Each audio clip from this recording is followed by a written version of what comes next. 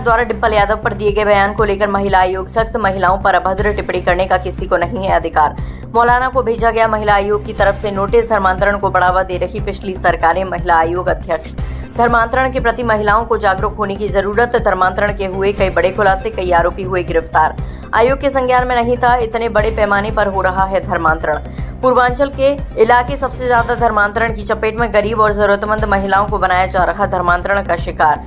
जातियों के आधार पर रेट तय कर कराया जा रहा था धर्मांतरण। नाबालिग छात्राओं, युवतियों, महिलाओं से महिला आयोग अध्यक्ष की अपील। वेश बदलकर हाथ में कलावा, माथे पर टीका लगाकर रहते हैं सरगना सक्रिय। नाम पहचान धर्म छुपाकर करते हैं पहले दोस्ती, फिर करते हैं धर्मांतरण। रहे सावधान। पूर्वांचल में बढ़ते धर्मांतरण के मामलों को देखते हुए करेंगे प्रवास। पूर्वांचल में मिली है बड़े स्तर पर धर्मांतरण की जानकारी। 10 दिन के प्रवास पर रहेगी पूर्वांचल के अलग अलग जिलों में महिला आयोग अध्यक्ष। जिस जिले से मिल रही धर्मांतरण की जानकारी वहां उपस्थित रहेगा महिला आयोग। सर्वश्रेष्ठ योगदान देगा महिला आयोग। महिलाओं, युवतियों को करेंगे जागरूक। किसी को कोई अधिकार नहीं किसी भी महिला के प्रति अभद्र टिप्पणी का। धर्म गुरुओं द्वारा महिलाओं पर हो रही लगातार अभद्र टिप्पणी पर राज्य महिला आयोग दिखी नाराज। महिलाओं से संबंधित जन सुनवाई के मामलों में पहुंची थी आगरा सर्किट हाउस। पिछली जन सुनवाई के मामलों में मिला 100% समाधान।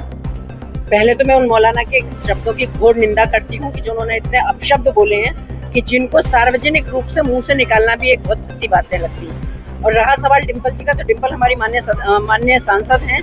मैं किसी भी महिला के बारे में कह रही हूँ कि किसी को कोई अधिकार नहीं दिया है कि इस तरह की भाषा का उपयोग करें, क्योंकि मैं हर किसी को ये कहना चाहती हूँ कि वो चाहे पुरुष हैं चाहे महिला हैं, वो भी किसी कोख से ही जन्म लिया है। और वो जिस कोख से उन्होंने जन्म लिया है वो पहले किसी की बेटी थी, फिर किसी की बीवी बनी और फिर उसके बाद वो उन जैसे लोगों की माँ बनी। तो कम से कम ये नहीं भूलना चाहिए कि हर घर में बेटियां भी हैं और महिलाएं भी हैं। तो महिलाओं के लिए इतनी छोटी और इतनी हल्की बात कहने का किसी को कोई अधिकार नहीं है। इसलिए हमने आयोग से संज्ञान लिया है सबको।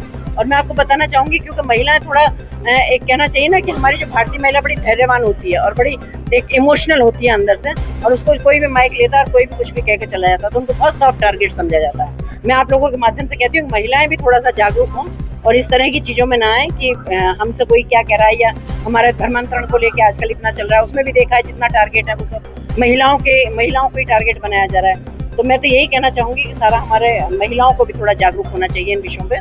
और ये जो अभद्रता की बात है, मैंने दोनों को आयोग से नोटिस भिजवाया है। जिस प्रकार से पूरा लगातार सुनवाई कर रही है, आपकी सबसे सुनवाई कर रही है, पिछले जो केसेस थे उनमें कितनी कमी देख रही है? क्या महिलाएं और सशक्त हो पा रही हैं? बहुत अच्छा सवाल आपने पूछा, क्योंकि जब मैं महिलाओं की जनसुनवाई में आपको एक बात बताऊंगी कि मैं हर केस को अपने खुद से अनुभव करती हूँ, मैं तब उस पर कार्रवाई करती हूँ। और इसका ही ये परिणाम है कि मैं जितनी भी जन सुनवाई करती हूँ उसका 100% निस्तारण मुझे अगली मीटिंग में मिलता है। आज भी मैंने आके जितने भी पिछले कामों की रिपोर्ट ली है, मेरी सारी जितनी एप्लीकेशंस मेरे पास थी सब में 100% निस्तारण है। तो मैं इस बात से बहुत खुश हूँ कि मैं जो काम देती हूँ वो प्रशासनिक तौर पर मेरे सारे कामों में सब कार्रवाई होती है और सबको न्याय मिलता है। देखिए, बिल्कुल जागरूक हम पहले से ही कर रहे थे, लेकिन हमारे नॉलेज में भी ये नहीं था कि इतने बड़े स्तर पे धर्मांतरण चल रहा है। मैं आपको बताना चाहूंगी कि कम से कम पूर्वांचल के 8-10 जिले तो ऐसे हैं कि जहाँ बहुत जबरदस्त तरीके से इस तरह का धर्मांतरण होता है। जैसे आपको पता होगा कि छंगू बाबा टाइप के लोग वही अपना सब टारगेट बनाते थे, क्योंकि वहाँ थोड़ा सा थोड़ा सा मैं कहूँगी शिक्षा का भी अभाव है और थोड़ा सा एक धन का भी अभाव है। तो जैसे उसका तो एक ही प्रोपोगंडा था कि भाई कोई अगर कोई ठाकुर है, कोई ब्राह्मण है, तो उनको 15-15, 16-16 लाख रुपए दे रहा है वो। और जो थोड़ा हमारे दलित समाज की बच्चियां हैं, नाबालिग बच्चियां हैं, उनको वो 10-10, 12-12 लाख रुपए देके। तो मुझे लगता है कि जब किसी चीज का अभाव होता है तो बच्चे फिसल जाते हैं इन बातों में। तो इस चक्कर के में वो कामयाब थे, लेकिन हम ये सोचते थे कि लड़कियां हमारी जा कहाँ रही है।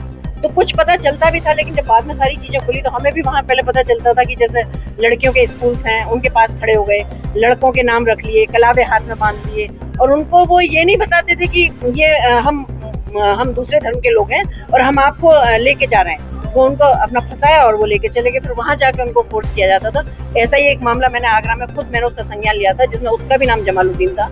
और उसके लिए भी जो एक ब्राह्मण परिवार की मेरे पास एक महिला आई थी जो कि बहुत ही त्रस्त थी और अच्छे परिवार की महिला थी, तो वो शर्म की वजह से किसी को कुछ कह नहीं पा रही थी और बहुत दिन से उसका वो शोषण कर रहे थे। तो जब वो खुद के बाद उसकी बेटी पर बात आई तो वो महिला मुझ तक पहुंची।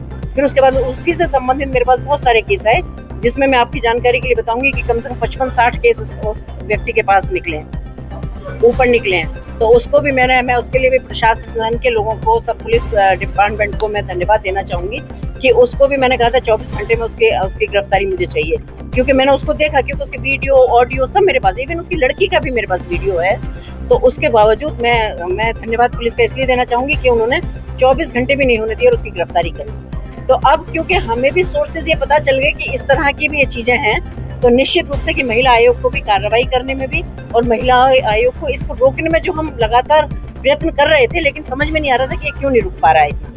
तो क्योंकि अवेयरनेस के हमारे यहाँ से प्रोग्राम चलते हैं बच्चियों के, चाहे वो स्कूल कॉलेजेस हैं, चाहे वो ऐसी जगह हैं कि जहाँ बच्चियाँ रहती हैं और जहाँ स्कूल नहीं जा रही हैं, जो भी है, पर निरंतर अवेयरनेस के कार्य चलते थे। पर मुझे लगता है कि अब हमें अच्छी सफलता मिलेगी, क्योंकि अब इसके बाद भी मेरा लगभग 10 दिन का प्रवास पूर्वांचल में ही रहेगा।